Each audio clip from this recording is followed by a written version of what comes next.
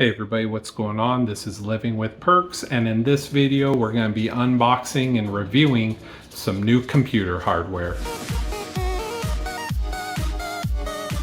So recently it was my birthday and I picked up some new computer components. What I have to review today is a computer chassis or case, and I actually got a new full modular power supply. These are both by the brand Darkflash. I have not used them before. I'm not endorsed or sponsored by them. I just saw that they had some good quality equipment online and I decided to pick it up and try it out. So what we're going to do is get to unboxing this, and I'll get it set up and do a side-by-side comparison to my previous build. As you have seen in my previous videos, I do PC builds on a budget, so if that's something you guys are interested in, definitely, subscribe, like the video, and see more of my content in the future. So what we have here is my previous PC case. Everything's already installed into it. I'm going to move most of the components from this over to the new machine. But before we do that, let's take a look at what we bought today. We have the Darkflash power supply. This is a 750 watt full module power supply. This is a ATX 3.1 ready, PCI Express 5.1 ready, a 5-year warranty, and it is rated 80 plus gold. The reason I picked this up is I never had a power supply ever that was a full module where you can plug in the cables you need. Normally I buy the cheapo power supplies that has everything coming out of them and you just have a ton of cable management. So this is going to save me a lot of hassle and finagling with the cables inside the case, and I'm really excited to try this out. It's a lot beefier than my previous power supply. As for the case, we got this big boy here. This is the DS900 case from Darkflash. We have it as a full ATX. It can fit the mid ATX and the micro ATX motherboards. As far as this case goes, it looked pretty sleek. Before we unbox this thing, let's just go over some of the stats here on the side. So this is the DS900 model. The color is black, and they do have a white version of this, but I wanted it to go with my existing hardware, so I just go with the dark color scheme. It has MATX and ITX motherboard capabilities.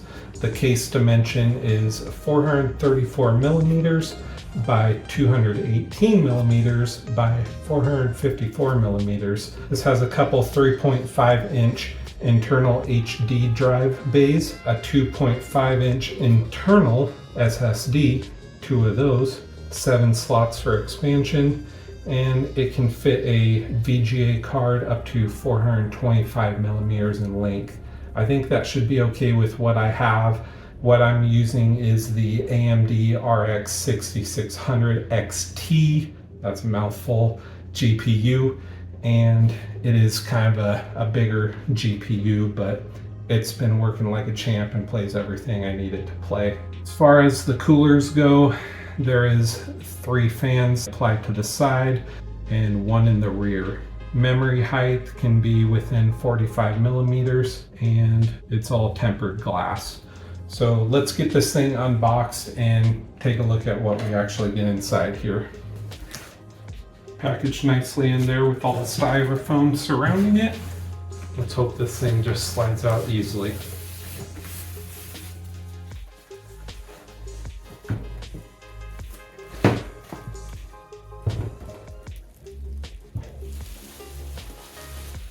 All right, so let's take a look at this bad boy. We have a tempered glass front. You don't see a whole lot of disk drives anymore. We have the side panel here where we can see all the components when we do get them all installed. Very nice, sleek case. The headline on the box doesn't lie. It says it is a luxury PC chassis, so it's not going to let down based on what I'm seeing here. On the top, there's a few different buttons and ports. We have our power Looks like this is either going to be a reset or some sort of fan function, I'm guessing, but we'll find out soon. We have a USB 3.0, a headphone jack, a microphone jack, a USB 2.0, a Type-C input for the newer electronics that are coming out nowadays for fast data transfer, and we have the LED indicator here. Typically what that is going to do, it's going to adjust the color of the fans and all the components inside. On the back here, we do have the pre-installed fan in the rear. On the bottom here, obviously we're going to punch one of these out to be able to have our GPU accessible. And on the very bottom, we have the spot where we're going to install our PSU that we got. I'm going to unbox that here next.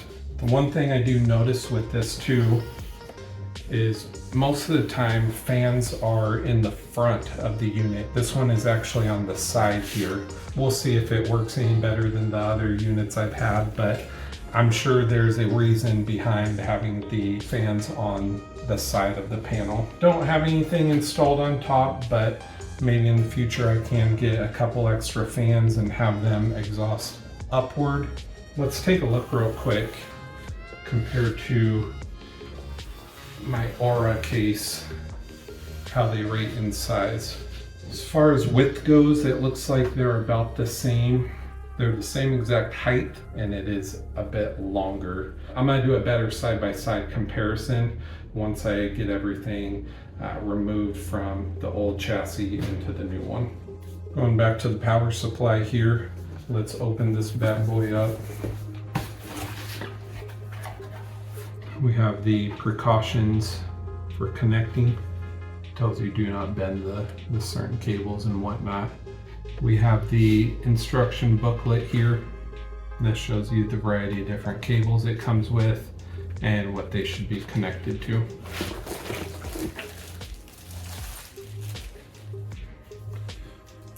Here's the power supply. We got the on-off switch behind as usual, and the 3-prong plug. On the back side here, this is where all the cables are going to connect to, so you can get it all connected to your motherboard and all the other applicable equipment. Ratings on the top there.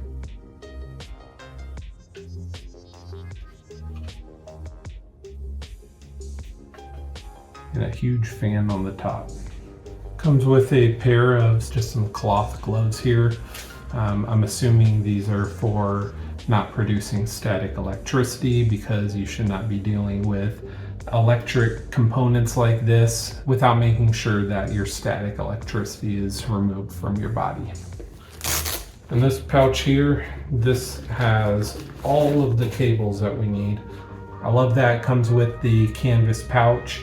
This is going to be something I can put into a drawer or the closet and remember that all my other computer cables are in one place. So very nice that that came included. We got the power cable, PCI Express cable, one for the CPU, zip ties and screws. This is the 600 watt cable. These are going to be the hard drive cables. Looks like they can be daisy chained. Also compatible with the older versions of hard drives. And then of course the big motherboard cable. So let's get everything taken out of the old computer and into the new one, and we'll get it booted up and give you guys my final thoughts.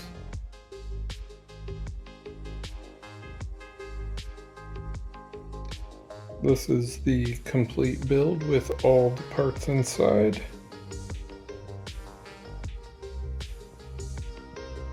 Turned out very clean. Great cable management. Was a little bit difficult working around the pre-built fans, but I was able to get it to work.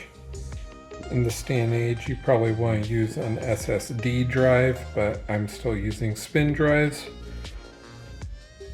Cabling was kind of tight, but I was able to get it all in there. Now it's time to power it up and see if it works.